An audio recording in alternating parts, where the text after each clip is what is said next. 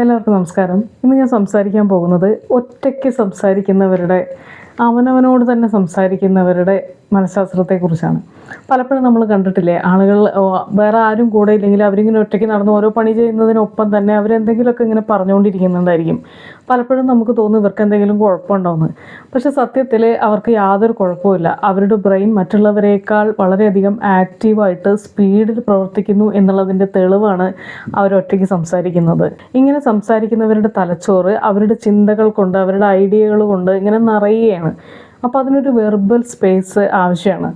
അതുകൊണ്ടാണ് അവരിങ്ങനെ ഒറ്റയ്ക്ക് സംസാരിക്കുന്നത്. ഒരു ക്ലാരിറ്റി കിട്ടുന്നതിന് വേണ്ടിയിട്ട്. ഒരുപാട് ചിന്തകൾ ഇങ്ങനെ കുഴഞ്ഞു മറിഞ്ഞ് അവരുടെ ബ്രെയിനിൻ്റെ ഉള്ളിൽ നിൽക്കുമ്പോൾ ബ്രെയിനിന് ഇങ്ങനെ അൺക്ലിയർ ആയിട്ടുള്ള സംഭവങ്ങൾ ഇഷ്ടമല്ല. Self talk helps to organise their thoughts എന്നാണ്. നമ്മളിങ്ങനെ ഒറ്റയ്ക്ക് സംസാരിക്കുമ്പോൾ നമ്മുടെ തലച്ചോറിനുള്ളിൽ കുഴഞ്ഞു മറിഞ്ഞ് കിടക്കുന്ന ചിന്തകളൊക്കെ ഒന്ന് ഓർഗനൈസ് ആക്കാൻ, അടുക്കും ചിട്ടയോടുകൂടി അതിനെ ക്ലാരിറ്റി കൊണ്ടുവരാനൊക്കെ ഇങ്ങനെ ഒറ്റയ്ക്ക് സംസാരിക്കുന്നത് നമ്മളെ സഹായിക്കും. നമ്മൾ ആകെ മെസ്സിയായി കിടക്കുന്ന ഒരു മേശ അടുക്കി പെറുക്കി വെക്കുമ്പോൾ എങ്ങനെയാണോ നമുക്ക് ഫീൽ ആവുക, അതേപോലെയുള്ള ഒരു ക്ലാരിറ്റി നമ്മുടെ തലച്ചോറിനും ആവശ്യമുണ്ട്. നമ്മുടെ ചിന്തകളെല്ലാം നമ്മൾ അടുക്കി പെറുക്കി വെക്കാനും അതിന് കുറച്ചുകൂടി വ്യക്തത കിട്ടുന്നതിന് വേണ്ടിയിട്ടുമാണ് ഇങ്ങനെ ആളുകൾ ഒറ്റയ്ക്ക് സംസാരിക്കുന്നത്. നമ്മുടെ മെൻ്റൽ ക്ലട്ടറിനെ കുറയ്ക്കാനായിട്ട് ഇത് സഹായിക്കും. അതുപോലെ തന്നെ നമ്മുടെ ഫോക്കസ് ഇമ്പ്രൂവ് ചെയ്യാനായിട്ട് ഇങ്ങനെ ഒറ്റയ്ക്ക് സംസാരിക്കുന്നത് സഹായിക്കും. ഇപ്പോൾ നമ്മൾ എന്തെങ്കിലുമൊക്കെ സാധനം തിരഞ്ഞുകൊണ്ടിരിക്കുകയാണ്, നമ്മുടെ കീയോ ഫോണോ എന്തെങ്കിലുമൊക്കെ തിരഞ്ഞുകൊണ്ടിരിക്കുമ്പോൾ ആളുകൾ ഇങ്ങനെ പറയുന്നത് കേട്ടിട്ടില്ലേ, പക്ഷേ എവിടെ ഞാൻ ഫോൺ വെച്ചത്, ഇവിടെ തന്നെയാണല്ലോ വെച്ചത്, ഈ കീ എവിടെ പോയി കിടക്കുകയാണ്, ഇങ്ങനെയൊക്കെ സംസാരിക്കാറില്ലേ.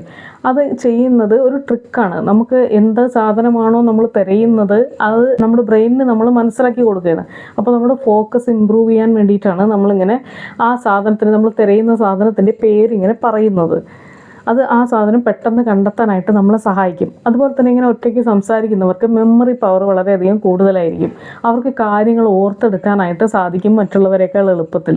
അതുപോലെ തന്നെ നമ്മുടെ ഇമോഷൻസ് റെഗുലേറ്റ് ചെയ്യാനും ഇങ്ങനെ ഒറ്റയ്ക്ക് സംസാരിക്കുന്നത് സഹായിക്കും. അവനവനോട് തന്നെ സംസാരിക്കുമ്പോൾ നമുക്ക് നമ്മളെ തന്നെ പറഞ്ഞ് മനസ്സിലാക്കാൻ കഴിയും. എന്തെങ്കിലുമൊക്കെ പ്രശ്നങ്ങൾ വരുമ്പോൾ അത് കുഴപ്പമില്ല, അത് ഓക്കെ ആവും, എനിക്കിത് ഹാൻഡിൽ ചെയ്യാൻ പറ്റും, ഇതും കടന്നു പോവും എന്നൊക്കെയുള്ള രീതിയിൽ നമ്മൾ അവനവനോട് തന്നെ സംസാരിക്കുമ്പോൾ പ്രശ്നം അനുഭവിക്കുന്ന ആൾ നമ്മൾ തന്നെയാണ്. അതിനെ പരിഹരിക്കാനായിട്ട് സഹായിക്കുന്ന ഒരു തെറാപ്പിസ്റ്റിനെ പോലെയും നമ്മൾ തന്നെ പ്രവർത്തിക്കുകയാണ്.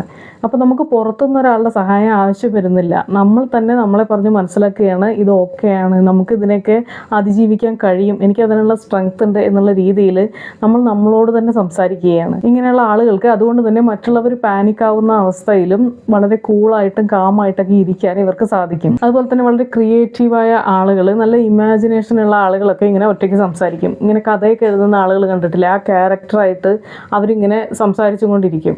അത് അവർക്ക് കൂടുതൽ ആ ക്യാരക്ടറിനെ കുറിച്ച് മനസ്സിലാക്കാനും അതിനെപ്പറ്റി ഒരു വ്യക്തത കിട്ടാനും ഒക്കെ അവരത് സഹായിക്കുകയാണ്. ഇപ്പോൾ ഇമാജിനേഷനുള്ള ആളുകൾ, നല്ല ക്രിയേറ്റീവായ ആളുകളൊക്കെ ഇങ്ങനെ തനിയെ സംസാരിക്കാറുണ്ട്. അത് അവരുടെ ക്രിയേറ്റിവിറ്റിയെ കൂട്ടുകയും അവരുടെ കഴിവിനെ എൻഹാൻസ് ചെയ്യുകയൊക്കെ ചെയ്യും. ഇതിന് രണ്ട് രീതിയിൽ നമുക്ക് ഉപയോഗിക്കാം. നമ്മുടെ സംസാരിക്കുന്നത് ഒന്നുകിൽ നമ്മുടെ ബിഗ്ഗസ്റ്റ് ക്രിട്ടിക്കാവാൻ നമുക്ക്, ഇല്ലെങ്കിൽ നമ്മുടെ കട്ട സപ്പോർട്ടാവാനും നമുക്ക് കഴിയും. ഇതിന് വേണ്ടിയിട്ടാണ് പറയുന്നത്, എപ്പോഴും നമ്മൾ നമ്മളോട് തന്നെ നെഗറ്റീവായിട്ടാണ് സംസാരിക്കുന്നതെങ്കിൽ എനിക്ക് എപ്പോഴും ഇങ്ങനെ തന്നെ, എൻ്റെ വിധി ഇങ്ങനെയാണ്, എനിക്ക് ചെറുപ്പം തൊട്ടേ എനിക്ക് ഇങ്ങനെയാണ്, എപ്പോഴും പ്രശ്നങ്ങളാണ് എന്നൊക്കെ രീതിയിൽ നമ്മളിങ്ങനെ പ്രാഗി പറഞ്ഞുകൊണ്ടിരിക്കില്ലേ, അങ്ങനെ സംസാരിക്കുന്നത് നമുക്കത് മോശമേ വരുത്തുള്ളൂ.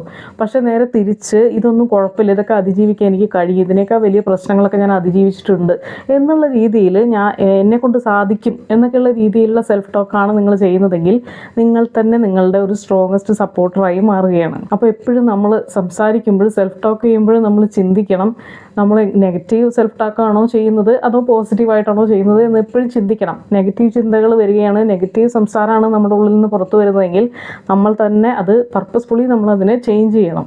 പോസിറ്റീവ് സെൽഫ് ടോക്കായിട്ട് നമ്മളതിനെ മാറ്റണം. മറ്റൊരാൾ നമ്മളോട് സംസാരിക്കുന്നതിനേക്കാൾ വളരെ ഇഫക്റ്റീവായൊരു സംഭവമാണ് നമ്മൾ നമ്മളോട് തന്നെ സംസാരിക്കുന്നത്. അപ്പോൾ ഇങ്ങനെ ചെയ്യുന്ന ആളുകളെ കാണുമ്പോൾ മനസ്സിലാക്കുക, അവർക്ക് യാതൊരു കുഴപ്പമില്ല, അവരുടെ ബ്രെയിൻ വളരെയധികം ആക്റ്റീവാണ്, വളരെയധികം സ്പീഡിലാണ് പ്രവർത്തിച്ചു കൊണ്ടിരിക്കുന്നത്.